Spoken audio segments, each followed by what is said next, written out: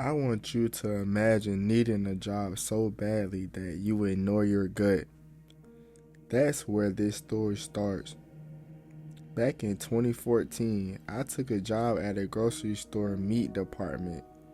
I had zero experience, none. But they were desperate, and I was even more desperate. My wife was pregnant. Our baby was due in October, and I didn't care what the job was. I just needed a paycheck. The meat department had a few people. Corporate sent a guy down to help train us. We'll call him Carl. Then there was Stefan, a meat cutter I had known since high school. Solid guy, normal, someone you trust. And then there was Mike. Mike was the new manager. From the very beginning, something felt off. He looked off. And I know that sounds shallow, but sometimes your brain notices things before you do. He claimed he had years of experience, but he was awful at his job. His cuts didn't make sense. He rushed everything. He avoided doing real work. But the first real red flag, my very first day. It was just me and him near the end of the shift. He was showing me how to put a machine back together, and out of nowhere, he made a sexual comment that had absolutely nothing to do with the job. I laughed it off. I told myself if I was being sensitive, I needed this job. That became a pattern. After Carl left to help other stores, Mike got worse. He blamed mistakes on me, he lingered, he stared. And anytime I thought about saying something, I worried I'd lose my job. A couple weeks in, Stefan pulled me aside. He said, "I'm glad it's not just me. That guy is creepy." That's when I realized something important. This wasn't in my head.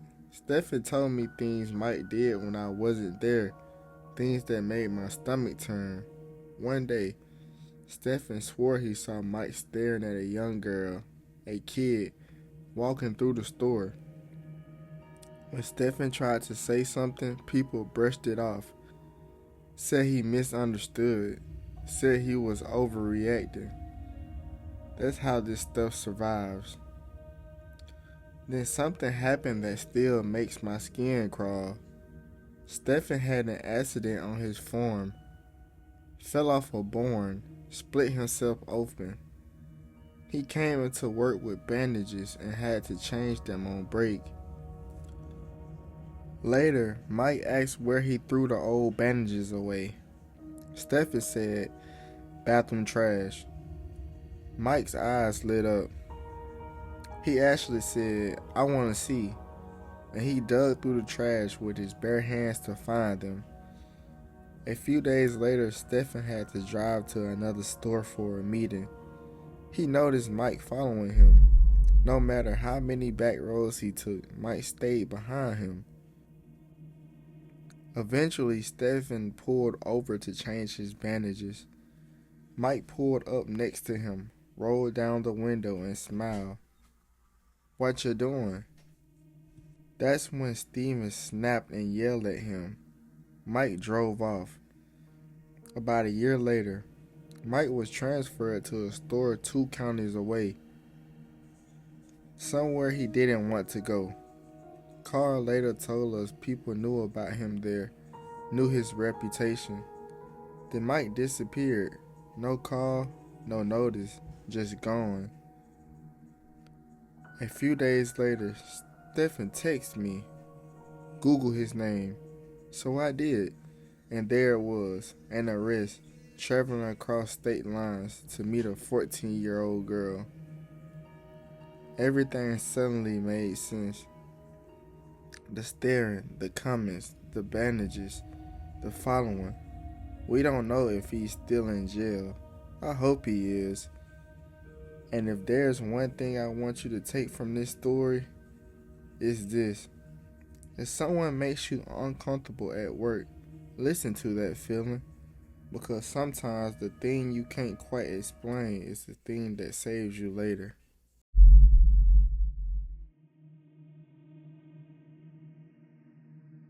Let me tell you a story that still makes my skin crawl. Not because anything violent happened, but because of how close it felt to becoming something worse. This isn't my story originally. It happened to my sister, but when she told me, it stuck with me in a way I can't really shake.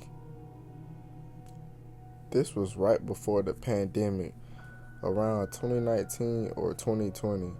My sister was working two jobs at the time, one as a CNA at a rehab center and the other as a temp CNA at a university hospital.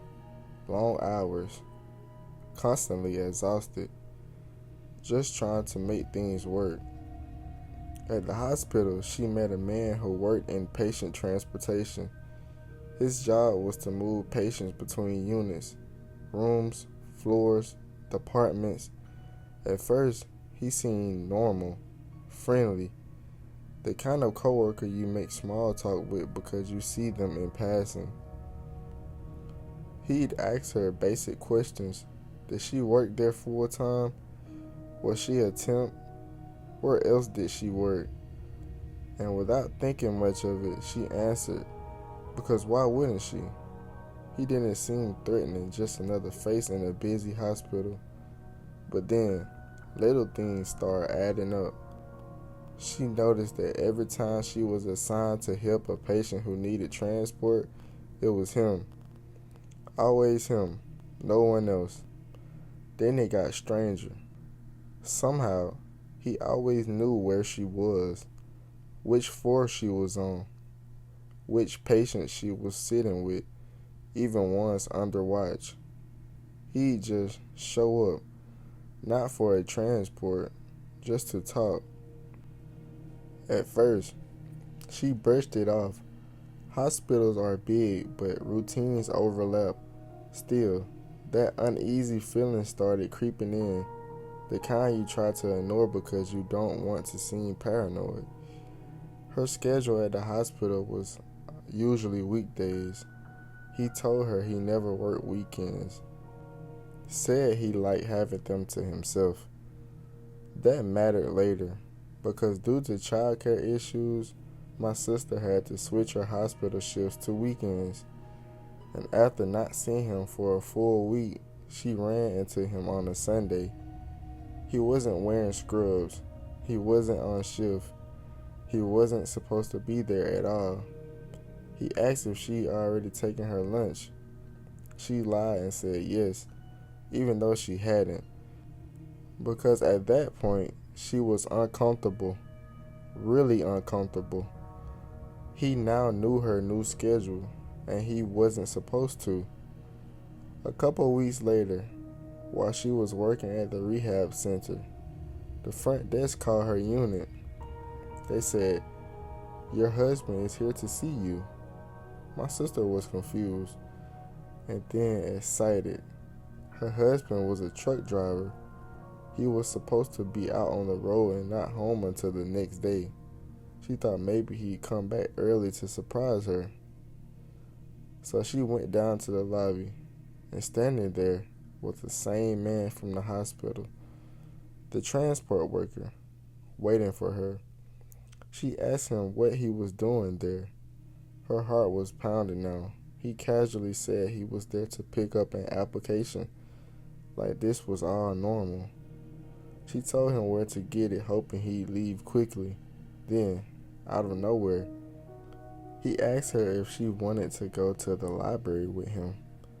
Right then, everything snapped into focus. She declined, said she was in the middle of a shift. So he asked when she got off.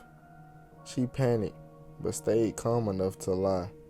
She told him she was working a graveyard shift all night, wouldn't be done until morning. That seemed to be enough. He smiled, told her, "I hope to see you at the hospital," and finally walked away. My sister took weeks off after that. She never went back to that hospital. She transferred to another one in a different area. Nothing else happened. No confrontation, no incident. But that's the part that makes it unsettling, because nothing had to happen. He knew her schedules, her workplaces. He showed up where he shouldn't have been more than once. And sometimes the scariest encounters aren't the ones that explode into violence. They're the ones that make you realize someone was watching you long before you noticed them.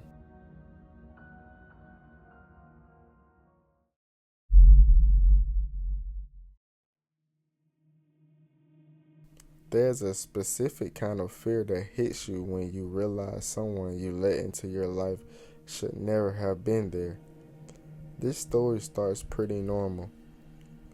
A 25-year-old guy gets a new job at a company that makes lenses for glasses. First week there, he meets a coworker named Nate, same age, socially awkward, quiet, a little off but harmless. At least that's what everyone thought. He was nice enough, a little intense, the kind of guy people humored more than connected with. They had some shared interests, Dungeons and Dragons, similar hobbies.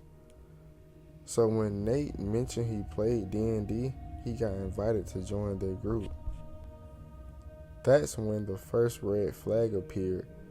The moment Nate stepped into their home, the energy shifted. His fiancée felt uncomfortable almost immediately. Another girl in the group said the same thing after a few sessions. Nothing dramatic happened, no threats, no obvious lines crossed, just a feeling. After a few sessions, they quietly removed him from the group. They kept it civil at work. Nate started acting sad around him, almost guilt-tripping. But boundaries were boundaries. Then something strange happened.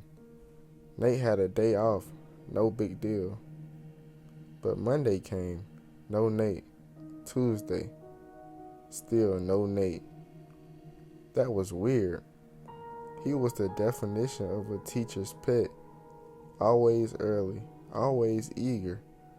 Then one of the coworkers started walking around the warehouse with her phone in her hand, showing people something. Nate had been arrested. Not locally, in another state. He had driven to meet an underage girl he'd been talking to online. He planned to meet her at a park. The police were tipped off when the teacher saw the messages on the girl's phone. Just like that, the awkward coworker who played D&D was now a predator in handcuffs. The disbelief hit first, then the nausea, because Nate had been in his house, around his kids. He'd commented on how cute they were, especially his daughter. And suddenly, every small memory felt different. Every conversation about him waiting for the right girl, every mention of his church group, every strange comment that didn't seem like a big deal at the time. One coworker later mentioned installing a washer and dryer at Nate's house. While he was there, he tried to walk upstairs and Nate snapped at him, not in a normal, "Hey, that's private" way. More like, "There's something up there you're not supposed to see." That part stuck. Nate went to prison, and as far as anyone knows, he's still there.